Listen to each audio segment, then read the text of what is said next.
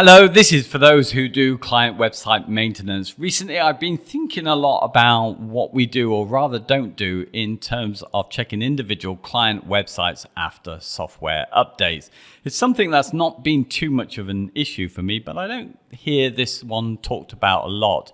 And with me doing some recent videos and taking a fresh look at the tool that we've been using for 5 years, which is MainWP, I've become conscious again, there are so many different ways in which we can use it to update our plugins and our themes. We can set it so everything is automated. We set everything to trusted and let MainWP do it. We don't need to go into the dashboard. Or we can do what we've largely been doing for the last 5 years, which is to go in our case, daily, sync a number of times to make sure it's picked up on all the likely updates. We take a quick check to see if there are any major updates on plugins which we're not so sure about. Typically that's been a major update to WooCommerce. And then we just click the update all button, which will update all the themes and the plugins across all of our sites. I know some people don't like that button and will be updating on a site-by-site basis, or perhaps by individual plugins and themes, or some combination of it. And I thought I would just mention what we do and why we're actually now changing our mind on how we're going to do things. And I'm using a couple of Chrome extensions. So maybe this is a tip for someone. I have got a blog post where I go into some detail, but for context, I thought I should just say that when it comes to what we do, we're providing low-cost hosting and maintenance as one package to clients who are not likely to lose much money on a daily basis. So we're able to, under our plan, put the responsibility on them to see that their sites are working and to report to us.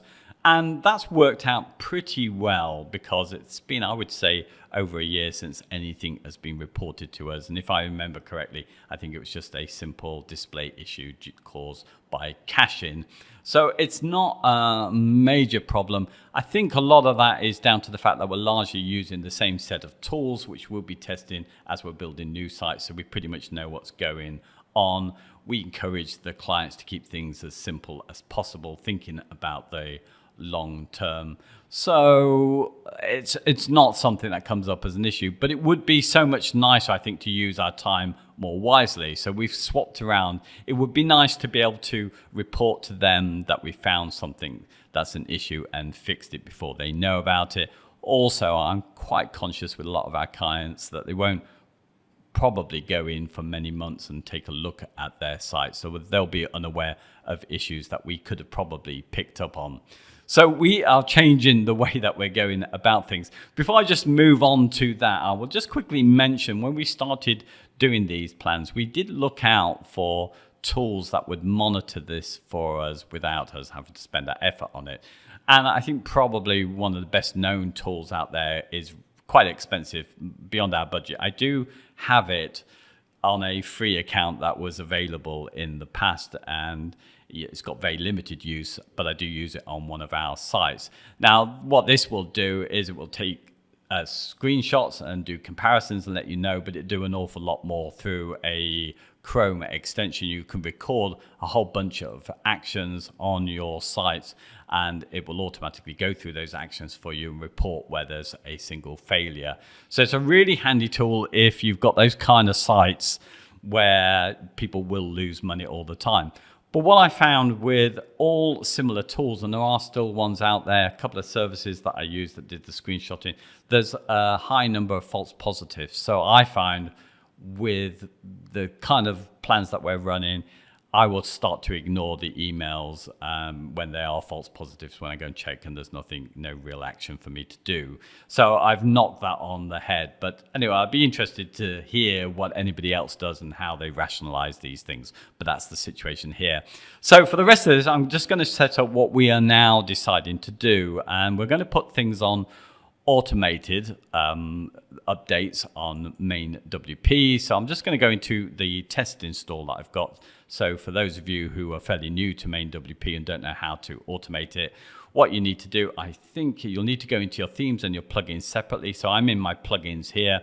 I think in order to be able to show everything, we need to go into manage plugins, tick on all of your sites, and then do a refresh so we can see all the plugins that we've got. But then when we go into the auto updates here, we can show all the plugins here by selecting all the trusted and non-trusted.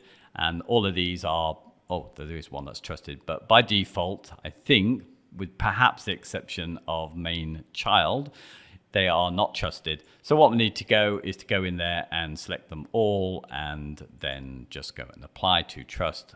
And they are then going to be trusted. And then it depends on what settings you have, your global settings. So I've got this on another tab.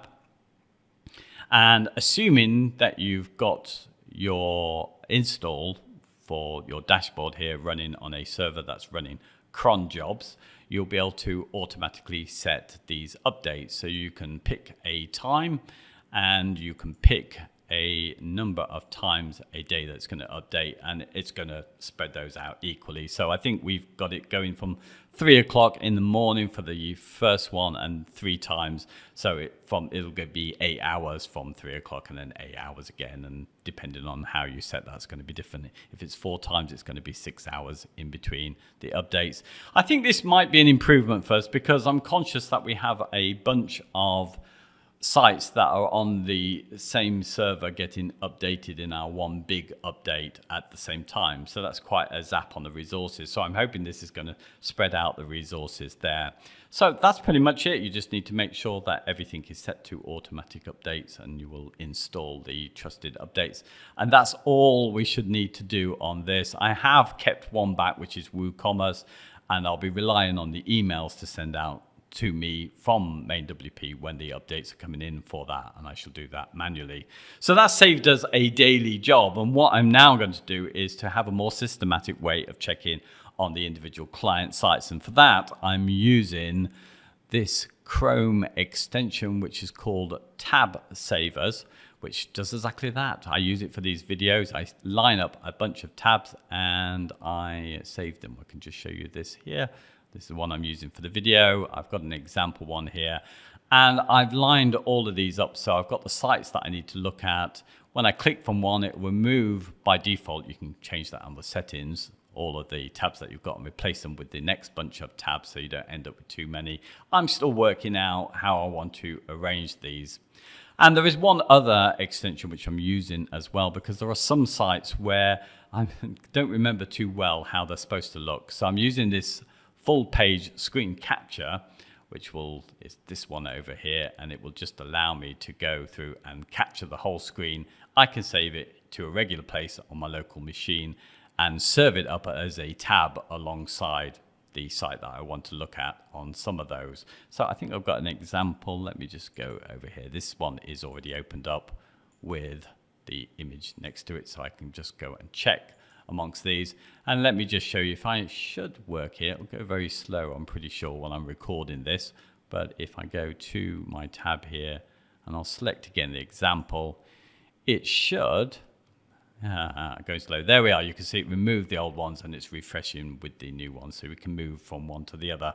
And that's it. Really, that's all I've got to say. I wanted to just make this video just to have a little bit of a conversation. Really fascinated to hear what other people do, and that set in context with the type of business that you might have.